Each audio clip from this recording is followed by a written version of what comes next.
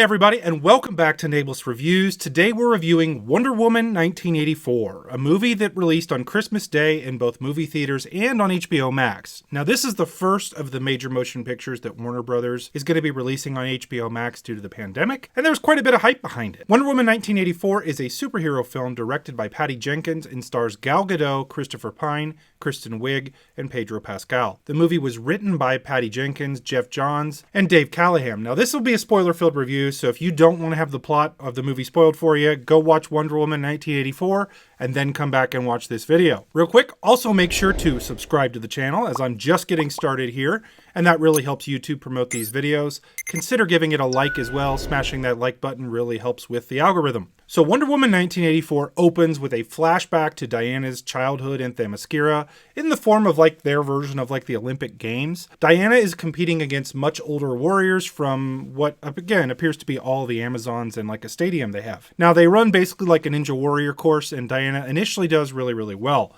She gets a big lead on the rest of the field, and then a tree branch knocks her off her horse and her horse gets away, and she ends up taking a shortcut, which gets her back in the race, but right as she's about to win, her aunt, played by Robin Wright, stops her, takes her out of the competition, and tells her that no true hero is born from lies. So the movie's trying to set up some sort of a lesson here that's going to pay off later in the film, and as we'll talk about later, this is one of the many things this film tries to do that it doesn't quite hit on. The movie then flashes forward 66 years into the future.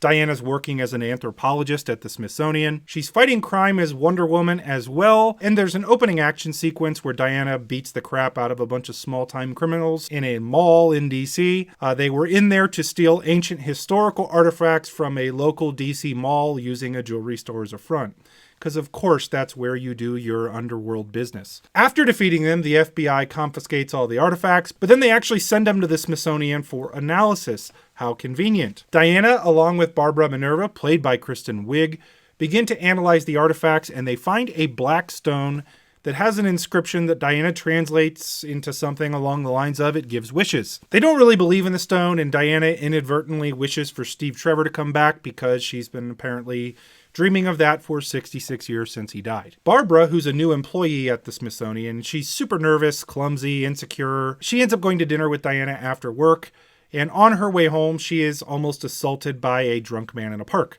Diana conveniently kicks the guy's butt, saves her, and when she later gets back to the office, Barbara wishes on the stone to be more like Diana. Little known to both of them, the stone is actually called the Dream Stone, and it does grant wishes, but it will take something from those who wish. Sort of like a monkey's paw thing. So in Diana's case, the stone brings back Steve Trevor in another person's body, which is a little weird. We'll talk about that. But at the loss of some of her power. For Barbara, she gets Diana's strength and power, which is something she wasn't really wishing for, but she gets anyway. But it costs her her humanity. Now that is never really fleshed out. It just seems like she just gets overcome with power. She doesn't seem to totally lose her humanity until the very end when she turns into a cat, but we'll get to that in a minute. Now enter Maxwell Lord, a fake oil tycoon who is about to lose everything. He makes an investment in the Smithsonian with the intention of getting his hands on the Dreamstone. After charming Barbara Minerva, he steals the stone and then wishes to become the Dreamstone himself. Now this essentially grants him the ability to grant wishes to those that touch him, but it also allows them to take from them what he wants, sort of like the Dreamstone takes something from you when you wish. So he gets to take things from people now. So now that all the setup is complete, the rest of the movie involves Diana and Steve trying to figure out what the stone was, and eventually determining that the stone will end civilization, and the only way to stop it is to get people to renounce their wishes and destroy the stone. Barbara initially helps Diana, but when she learns that destroying the stone might remove her new powers, she sides with Maxwell Lord as he starts to acquire not only wealth, but political control in the world. He basically takes over the United States. Eventually, Barbara wishes to become an apex predator because they have to have a reason for her to turn into Cheetah. So that concludes her transformation into Cheetah. The final conflict of the film occurs in a military installation after Diana has renounced her wish, and she wishes away Steve Trevor to regain her powers so she can go defeat Maxwell Lord and Cheetah. Diana first battles a fully realized Cheetah, and in a horrible CGI spectacle, which we'll talk about in a minute, defeats her, but she's unable to physically defeat Maxwell Lord as he has manifested the ability to blow wind at people. So he starts communicating with the entire world through the magic of television, and apparently television touches people, so he's touching people and granting everyone's wishes in the world simultaneously. However, she uses her lasso of truth to communicate to the entire world through Maxwell Lord, and convinces them all to renounce their wishes at once, including Maxwell Lord, who she also convinces with the lasso of truth. So everyone does so, and everything seems to go back to normal, and for some reason they all remember everything that just happened, which creates massive plot holes. So I'll say this about the movie. After a long and crappy year for movies in 2020, with most of them being delayed, I was really excited for this movie, and I really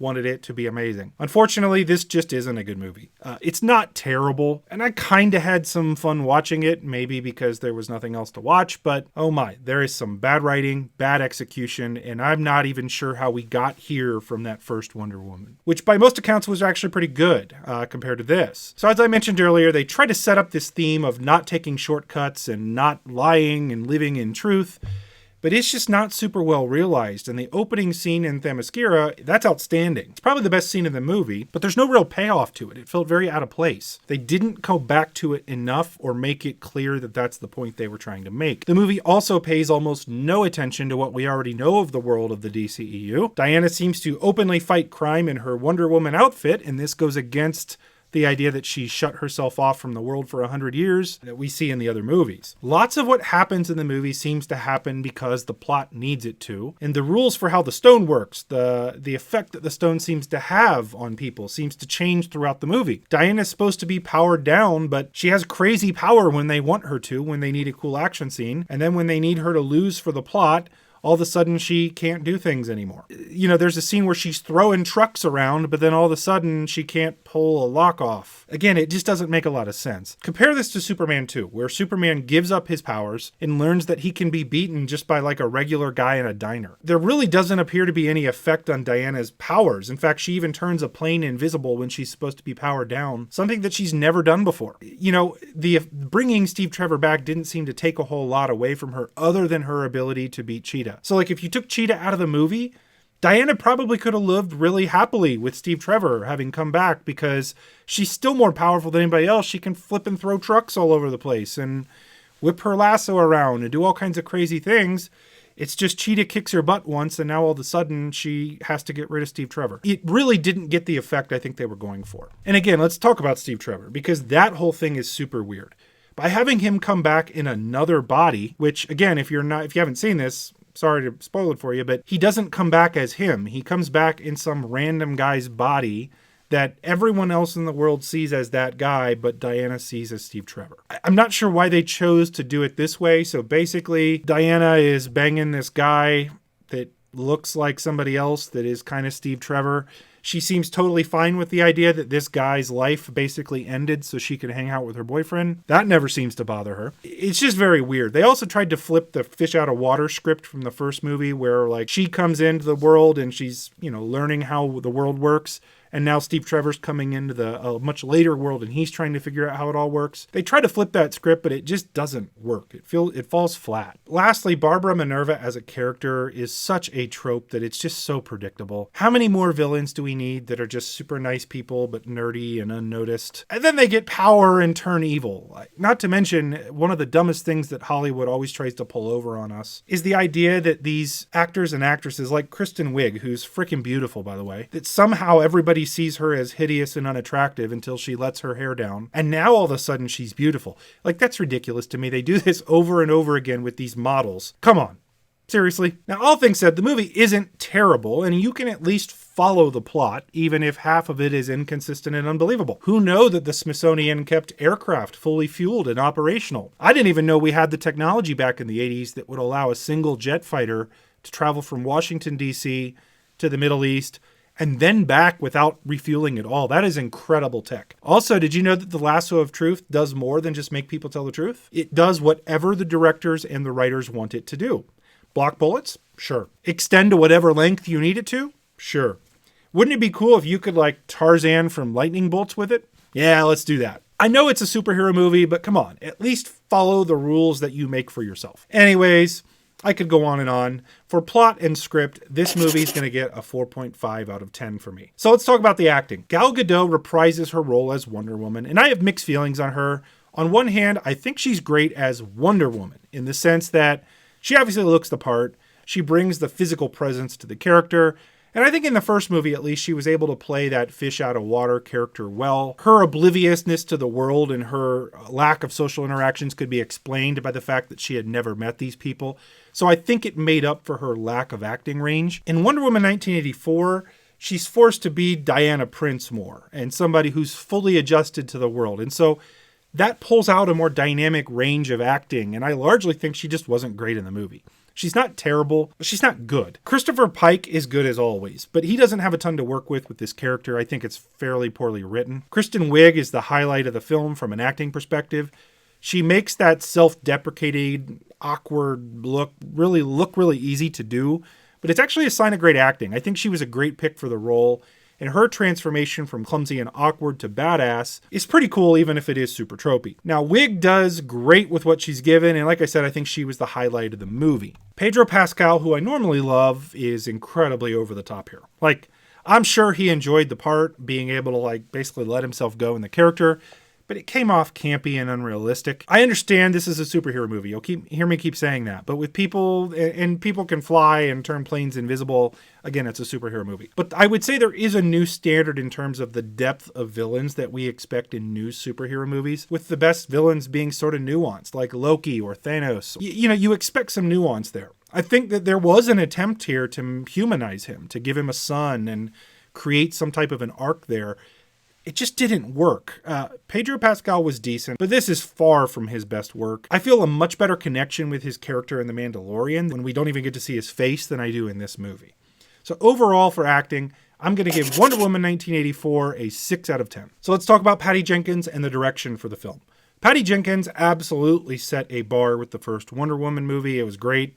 It's truly a good film. She was given a lot more creative control over Wonder Woman 1984, and she even helped write the film. And unfortunately, this just isn't at the same level that she set for herself. It's not that it's like a terrible movie or terribly edited or terribly shot. The cinematography and the shots are fine, but there's nothing amazing. It's just that there are simply so many poor decisions from like what they did with CGI to the writing, to the flow of the storytelling, to the pacing of the movie. The movie is like a jumbled mess, and largely the lesson that they set out to teach us about not taking shortcuts and being truthful is completely lost in that mess. One of the appeals to Wonder Woman is that she's a female hero that is strong, independent of anyone else, something that's largely been absent from a lot of films historically. She can take a headbutt from Superman and give one right back to him. She's from a super powerful race of powerful women Amazons, and she's a demigod in her own right. And yet, after close to 70 years, she can't get over the death of one man that she knew for a couple months. She doesn't miss her Amazonian sisters or her mother. Why does her story arc follow her desperation to bring a man back that she can't seem to move past when she's really lived the entire lifetime of a human? I have grandparents that lost siblings at a super young age. They're not wallowing in pity over that. They're horrible events, but